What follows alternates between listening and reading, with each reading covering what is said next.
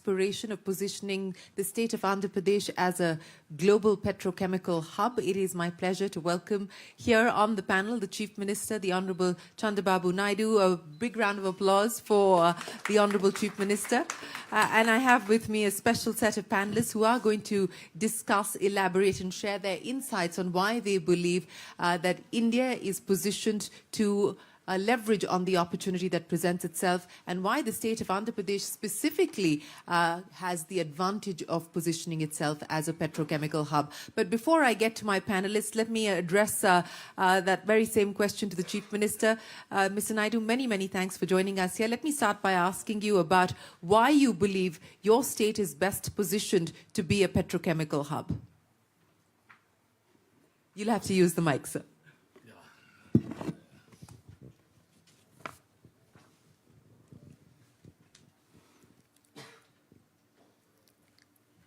Good evening. As you rightly mentioned, there is a consistent growth in petrochemical, either utilization and downstream industries. It is continuously growing. India also is growing very fast. If you see as on today, 5th largest economy, 3rd largest purchasing power parity. Another 2 years' time or 3 years' time maximum, India will become 3rd largest economy. Our Honorable Prime Minister is promoting, and in a big way, not only 1 or 2 sectors, overall development of the country. Now growth rate is very impressive.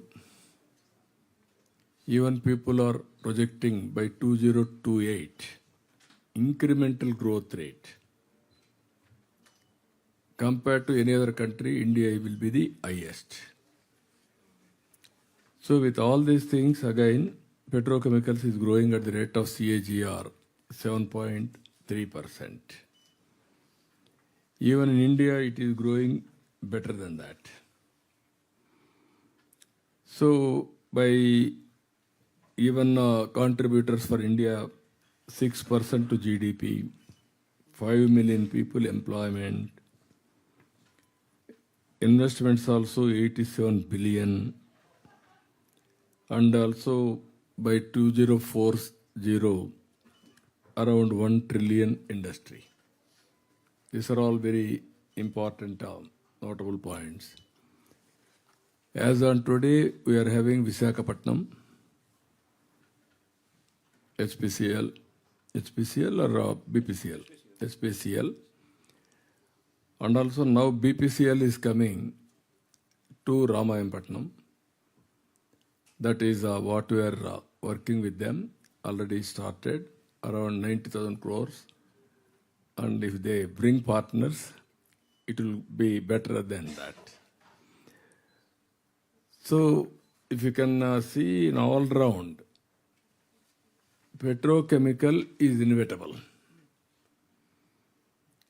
But sustainability, how to go for innovation, and also creativity, downstream industries, how far we can reach.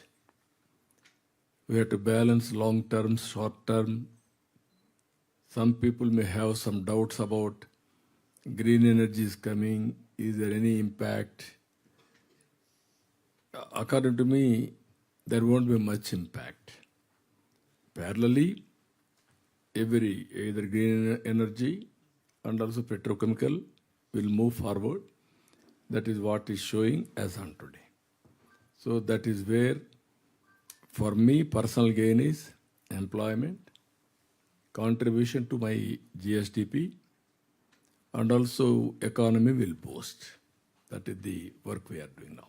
Once port BPCL is coming, then port will be viable. Then that port will become Ramayanpatnam will become a township itself. We are having sea coast, nearly 1,000 kilometers. As on today, 5-6 good ports are there. Another 3 ports are under construction. this is where people are talking as on today green hydrogen. Then NTPC has come one step forward. Now nearly 1.87 lakh crores investment over a period of 7-8 years. And also Honorable PM has laid foundation and backward integration with green energy, that is solar, wind, pumped energy, everything. Here if you see, one is petrochemical, one is green energy downstream industries, green hydrogen. Andhra Pradesh is having 10 ports. For petrochemical, port is required. Green energy for export, again, port is required. So both are possible, as you rightly mentioned. Now there is a huge demand also we have to create. Green hydrogen, all these things. Now that is the future. For sustainability, we have to bring reforms in, I can say, fuel or energy. Earlier we were all talking, and also downstream industries, so many chemicals, and also other areas also. Now, as you rightly mentioned, now people are talking about green energy, then how to go for hydrogen, ammonia, all these things. If necessary, how to convert again power. This is a very interesting situation is happening today now. For that, Andhra Pradesh is the leader. 30% of green energy, green hydrogen by 2030, Andhra Pradesh is going to add in the country. We are proud of it. 1/3 from Andhra Pradesh. Well, that is a big target that you've set, Mr. Naidu, as far as green hydrogen is concerned, and that is something that the government of India at the center has also been backing. And of course, India has the aspiration of being the lowest cost producer of green hydrogen. We've already seen a production-linked incentive scheme by the central government for electrolyzers to deal with green hydrogen. But Mr. Sahney, let's take that jugalbandi forward now, adding to what we heard there from Mr. Singh as well as from the Chief Minister on what we need to do next now to ensure that these targets are in fact realized. Yeah, thanks, Shereen, and thank you, sir, for inviting us here. I'll talk more about the petrochemical side. Sir, as you rightly said, that once there are 3-4 imperatives which are required for developing a petrochemical hub, which Andhra Pradesh and sir, your vision aspires to be. The first and foremost is the feedstock. The feedstock, as you rightly said, that with the refinery coming in and the Petchem cracker coming in at the cost of around $10 billion. So that will provide an anchor for all your petrochemical dreams going forward. That is one thing. But sir, in the downstream, because this we have witnessed in several places that until unless the downstream infrastructure is ready and kicking, then we are not able to realize the whole potential of the feedstock that is available there, sir. That is one. One is infrastructure in terms of roads, ports, which I am sure, sir, you are taking care of, and you have already mentioned that you will be having ample of them. The roads connecting to ports themselves, and those are all will be taken care. I am very sure, sir, with your visionary leadership, it will be done, sir. The other part is, sir, what is required is market. Once we go into downstream, then the downstream market has to be ready to receive those kind of products. And especially in southern India, we know the markets at around 20-25% of the petchem consumption happens in Andhra, Telangana, Tamil Nadu, and Karnataka. These are the 3-4 states wherein 20-25% of the consumption of petrochemical is happening, and we don't have any production capacity of petrochemicals downside of India's anywhere. Only MRPL is one small exception. Otherwise, that is Mangalore. So otherwise, we don't have many petrochemical industries downstream, but consumers are there. Right. So that is one. Plus, sir, for the vision, for realizing your vision of a petrochemical hub, a large kicking petrochemical hub, for example, whether it is Port of Antwerp or it is Zurang Island or Port of Houston. These are the three very good examples across the world which are developed as petrochemical hubs as you are envisioning, sir. So for that, sir, there is a need for having a anchor who is ready to provide the common facilities, the utilities, the effluent treatment plants, the power, the water, the treated water, the potable water, the light, the lightning, the area development, all those kind of common facilities. Somebody has to do it. But the dilemma here comes that when one person starts doing it or one company starts doing it, they are looking for the consumer also. So it's a conventional chicken and egg story. So for that, sir, I can only humbly suggest, sir, that when we move forward, we will have to have a system wherein we will have to bring in a utility provider, maybe a couple of them or maybe more of them, and then we have to give them some assurance of offtake that yes, for the initial 5 years I will support you, or initial 7 years I will support you, and then with that assurance I go to the investors, because there will be n number of investors which will be required to come at the downstream. Just taking out, like putting up a $10 billion facility and hoping that something will happen, if it will not happen, sir. We'll have to actively entice, we'll have to actively bring people there, and we'll have, and this is the biggest carrot that is there, that your utilities and your common facilities, you don't have to invest on them. You only have to give the OPEX. You only have to pay for the money that you use, and you will be ready to go. It's a kind of a plug and play kind of a system. That, in our experience, I have seen across various petrochemical hubs. That is the way it works. Maybe we can, going further, we can work on that. Thank you. Sir, you wanted to come in on that? No, as you rightly mentioned, always, petrochemical is one. Or green energy, green hydrogen is one stream. Then downstream industries, how to go about, how to create that ecosystem. One is infrastructure, one is downstream industries, promotion, and at the same time creating market also. Then only it will be sustainable venture. Yeah. So that is where, as you rightly mentioned, for the last 15 years we are talking, we have stopped at one level. If you go to Singapore, that is one of the best Jurong Island. They have done very well. We want to bring similar to India for the last 10 years. We are unable to bring as on today. So what has been the biggest deterrent?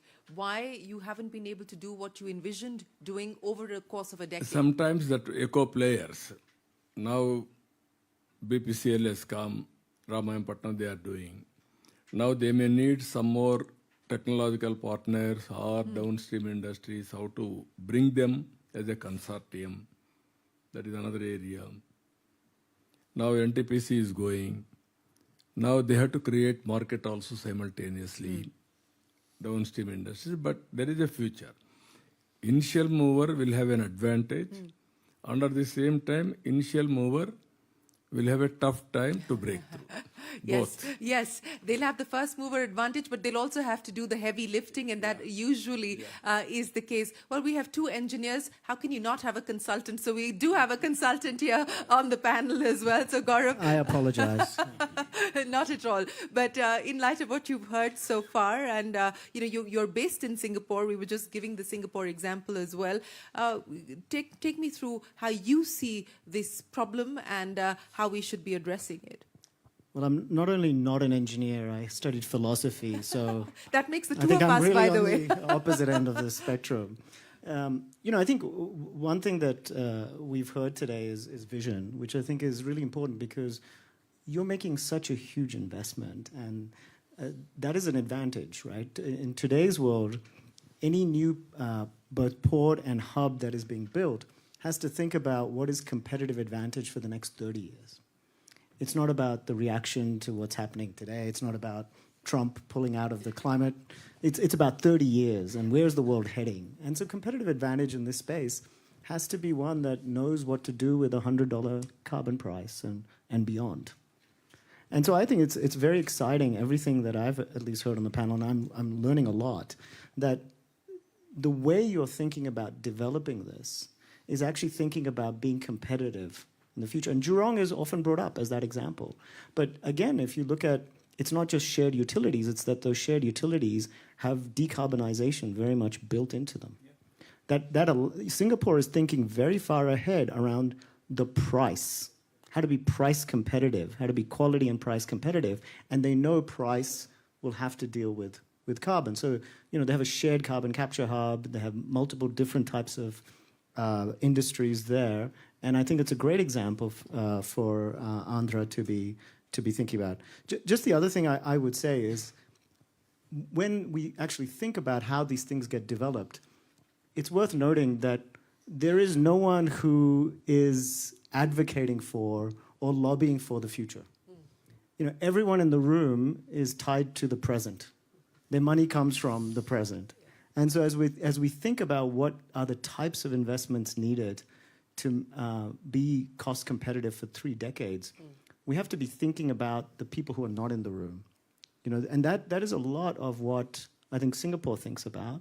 To some extent, it is what has allowed even the American sort of Gulf hub to also be successful, is this idea of the innovation you need to win the future.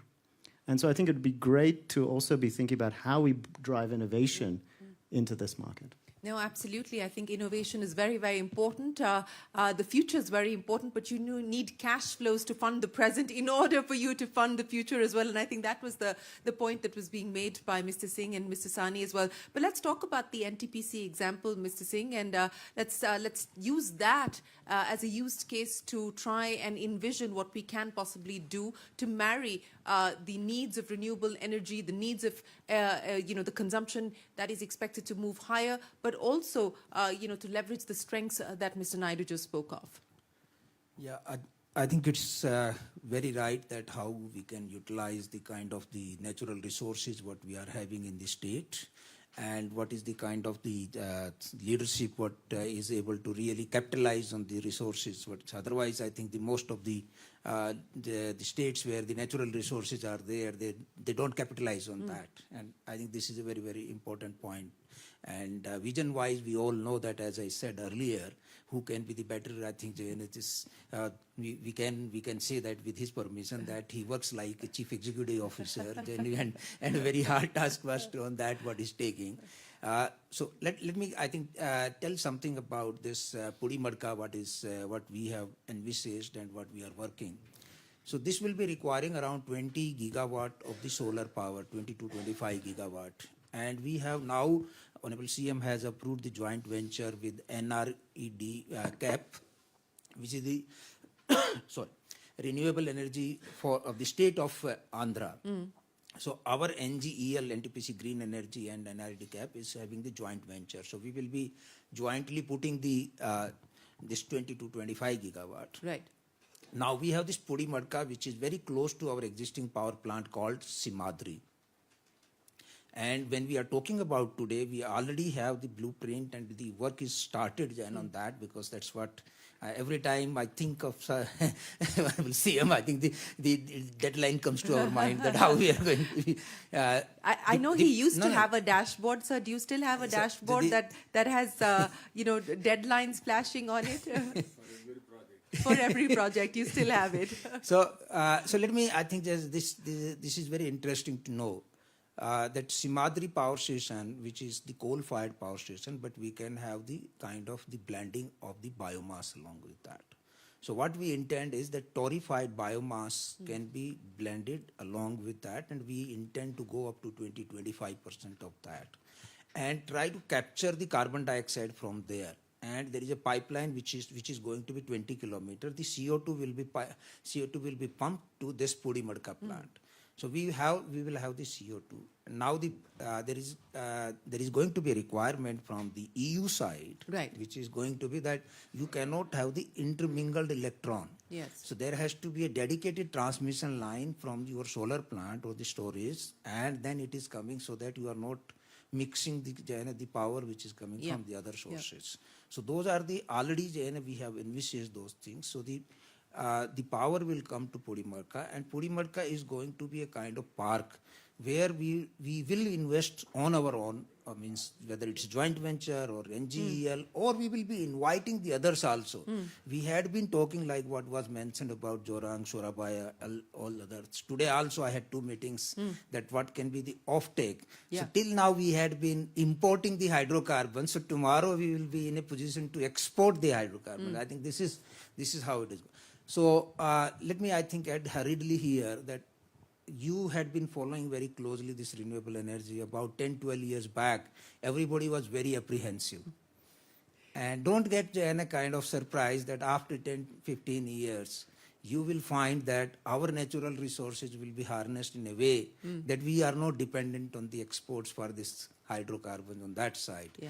So what we have envisaged, this is going to be in the 3 stages. So it's already there some of the infrastructure work which is going on at present. We have started some work on that. This will be approximately 700 crore or something like that by 26. This year, next year. Then the first phase, and it's when there will be methanol and ethanol kind. And then the real value addition will be coming from the sustainable aviation fuel and the green urea, which is not only this is the real downstream on that, which you can also, the agriculture will also be helped on a large way. So this is a very ideal location, and this location was supposed to be for imported coal-based power plant. Yes. So which, with blessing from Honorable CM, we had been able to really convert this site, and the approval has been now given that it will be now the green hydrogen hub, and that will be instead of importing the coal, which is the carbon, we will be able to export from there. So that is what the vision is. And as it is very clearly that there will be many people who will be having apprehensions in their mind, but you will have to be optimistic. You will have to just go on along, and we are sure that what the revolution has come in the renewable energy in the form of the solar power, which is now even solar plus storage, 4 hours. Yes. We have bid for 3 rupees 52 paise. You would have been following that. Yes. So even with the 4-hour storage. So maybe I think this is going to prove to be a very, very powerful tool for the self-reliant India. So that is what I think Bharat ka jo Atmanirbharta jo hai, wo, I think that is what is going to be the key factor. Thank you. You gave us the context of what is happening on the renewable energy side. The government, of course, has a target of 500 gigawatts, and what we're being able to do currently is about between 25 to 30 gigawatts annually, and the hope is that we'll be able to get to 50 gigawatts soon. And plenty that's happened on that side as far as manufacturing in India is concerned, which has dropped prices significantly when we talk about energy. Mr. Naidu, you wanted to make a comment on what you heard there from Mr. Singh? No, I entirely agree with Singh. In green energy, green hydrogen, I am very happy to inform India is taking lead. People are talking. Now green hydrogen, they started, they are working. Even one more company, Greenco, they are back and they are having green energy. Now they are going for green hydrogen, downstream, ammonia, other areas. Then people will think, where is the market? How to go? There is market. Is it affordable or not? There is another question mark. So with all these things, what I wanted to impress everybody, originally around 10 years back or maximum 15 years back, solar power 15 rupees, 16 rupees unit, prohibitive cost. Then nobody used to talk about it. Around again 2014, we thought innovative ways how to reduce the cost, go for scaling. Then we have gone in a big way, solar, wind, all these things. Around 2018, I announced unit cost will come down around 1 rupee 50 paisa to 2 rupees. Today, around 2 rupees, 2 rupees 30 paisa, 40 paisa, it has come. One story I will tell you. Yes. When telecom revolution, At that time, I was responsible. I gave Vajpayee ji to go for deregulation of telecommunication sector in India. Then he agreed. He has deregulated, transformed the sector. At that time, ordinary phone, 20,000 rupees. Luxurious. Then I met Dhirubhai Ambani ji. I met him, I told him, technology is fast changing. Either as on today, news channels are coming. It will go to satellite. From there it is coming. Voice is coming through BSNL lines. Data is coming differently. Tomorrow convergence is coming. All voice, video, or text, everything will come automatically. Bandwidth, if you see fiber, originally we used to use copper. People used to cut it and melt it and sell. That is more profitable. Now fiber has come. Because of fiber, there is no need to have any raw material. Only we have to ignite little power. Then he started this industry. Then he announced, at that time, $5 billion. From 20,000 to 2,000 rupees it has come. Drastic reduction in prices because of scaling and technology and manufacturing. That is how green hydrogen is a necessity. There is no other way. But how to reduce cost, how to create ecosystem, it is our duty for innovators to innovate. Well, how to reduce costs and how to get customers to pay is the other challenge that we have, and that we. No, that is what I'm saying. Sustainability. Yes, yes, absolutely. Short term, medium term, long term. Absolutely, Mrs. Sahney. I'll give you closing comments now. To investors who are looking, both domestic as well as foreign investors, at the business case on why they should make these big ticket investments. What would you have to say to clear some of the doubts or some of the apprehensions that they may have? On two fronts, I can say energy, it has been covered primarily by Mr. Singh only, and energy also I can add that the way it is growing, the demand of the country way it is growing, by 2040 it is going to be double of the energy demand which we are seeing today. It's around 800 to 900 million tons of oil equivalent. It will be around 2,000 by 2040. So we can't survive with the kind of fossil and fuel dependence that we are having right now, where maybe it coal, maybe it be oil, maybe it is gas. It can't be there. So a substantial portion of all new energy has to come from the sustainable areas. And we are all working towards that. In fact, in our case, in Indian Oil, all my new projects which are coming, we are increasing our capacities by 20% or so, but all my new capacities are coming which will be powered by renewable energy only. We are not going to put up any captive energy plants for this, for fossil fired. So that is one part of it. The energy part is growing, it has to grow, and it has to go substantially on the sustainable basis. That is one. On the other side, why investors should come and invest in futuristic petchem projects or their downstream ones. I'll say that today India is at around 30 million tons of petchem consumption, out of which around 25% of it is getting imported. Around 10 million tons of it is getting imported, 20-25 million tons we are producing. Going forward, by 2040, we will be seeing at least 2.5 to 3 times more consumption in India. With the kind of GDP, sir, as was telling, the kind of GDP growth, kind of urbanization, kind of middle class earning power, kind of standards of living improvement, sort of healthcare improvement, all this is adding to petchem consumption. So it is going up to 70 to 80 million tons by 2040. So if we are not putting up capacities here, we will be, you can imagine how much dependence it will be there on the imported petchem. And then we will be like paying for it. So this is imperative. Every investor has to, like whoever is there in the oil and gas business, it's a very decent hedge that we have to have for our production. And this is the way to grow, I suppose. And with leadership that the Honorable CM is giving and others also in the states and in the center, we will have a very conducive atmosphere for all the investors to come here and come to India and invest. Gaurav, Thank you. Closing comments from you. Well, I've seen the Honourable CM's aspirations before on IT, and it's what's amazing about it is it's not about winning the domestic market. It's not about being the best state in India. It's about being the best. And I think this brings us back to this idea of how does the hub be competitive globally, right? And I think with in 2027. Chemicals will be part of the carbon adjustment mechanism in Europe. I mean, they haven't announced it, but they've certainly hinted at it. And so I think when you talk about customers and affordability, that purchasing is coming down the line. And to be ready for that market by saying we're both low cost and we're carbon, low carbon, is an enormous opportunity for India to take actual global leadership on this.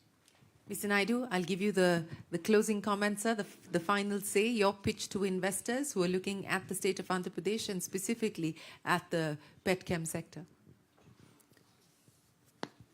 I entirely agree with all speakers. Sustainability, short term, medium term, long term. Sustainability with environment link also is important. Petrochemical, being a petrochemical man, IOC, is using green energy. That is a reality. Whenever it is affordable, is using. Whenever there is a must, is going for petrochemical. Now, recent times, you have seen Silicon Valley. There is no water. Environmental imbalance. Because of that fire, how much loss? 4 lakh crores. Now, because of environment, cloud bursting. At a place, 30 centimeters, 40 centimeters. That is another problem. For all these things, you cannot misuse nature. You have to protect nature. For everything, there is some price. We have to correct that price, right time. Then it will be a win-win situation. That is what is happening now. Even Paris Agreement, all these things. Everything is a matter of time. Yes. Originally, everybody used to heckle me when I used to talk about information technology. Today, everybody is linked with information technology. Otherwise, he cannot perform. So it is which is good. Phase 1, which is the next, it is a matter of time. And also we have to work in that direction. It is a reality. Petrochemical has to go. Yeah. Green energy has to come. Both has to manage simultaneously for transition period. That is my assessment. Well, thank you Thank you very much, Mr. Naidu. We hope that the sun does rise on the ambition and the aspiration of making Andhra Pradesh a petrochemical hub. But appreciate your time and your thoughts, and my many thanks to the not only petrochemical hub, green hydrogen hub also. Green hydrogen hub also. For sustainability, be clear. Not only one, both managing simultaneously. Absolutely. We need a symbiotic relationship. But thank you so much, gentlemen, for joining us here today. And thank you very much for giving us an insight into where things stand for the market, but more importantly, what the future looks like. Appreciate your time. Ladies and gentlemen, a big round of applause for our panel this afternoon.